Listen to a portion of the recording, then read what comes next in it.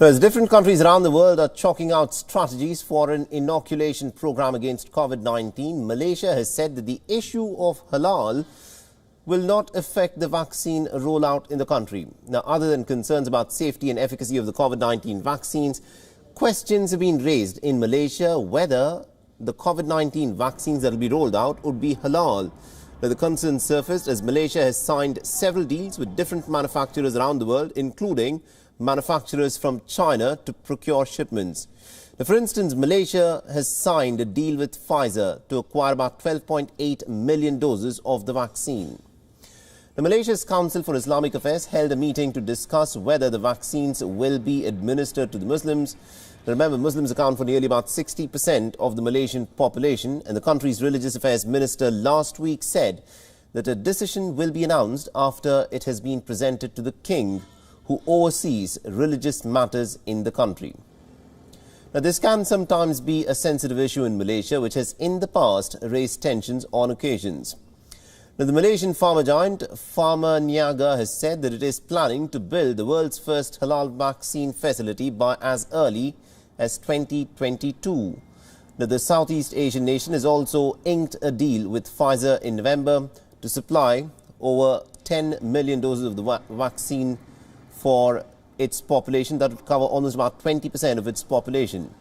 It also entered into a pact with other manufacturers such as COVAX that would supply about vaccines that would cover another 10% of the population. Malaysia has recorded over 75,000 cases of infection so far and has reported 390 fatalities linked to the COVID-19 infection. Now, to give us more perspective in terms of how this controversy is playing out in Malaysia, we're joined in by Mr. Azmi Hassan, who is a political analyst, and he's joining us live from Kuala Lumpur. Thank you very much indeed, Mr. Hassan, for joining us on this broadcast on WION. And let me begin by asking you this. How much of a concern is being raised about the issue of halal, about this vaccine that is expected to be rolled out very shortly in Malaysia? Yes, Saleh, issue of halal, not only on medicine or drugs, but also on food. It is very sensitive issues down here in Malaysia. As you are aware, we have a number of groups that are very anti-vaccine because they believe that the vaccine that existed before this are not halal from ingredients that are forbidden by our religion, Islam. So it is very sensitive, and the government has to tread it very carefully because we want as maximum as possible the most population of our country get vaccinated from this virus, COVID-19, Saleh. And Mr. Hassan, just to dwell a bit more on this issue of halal and whether it is not halal, in a case of an emergency, the law on halal is actually fairly lenient, is it not? I mean, if it is a question of life and death, then a person, if he has to take a vaccine, will be allowed to take the vaccine even if it is not halal.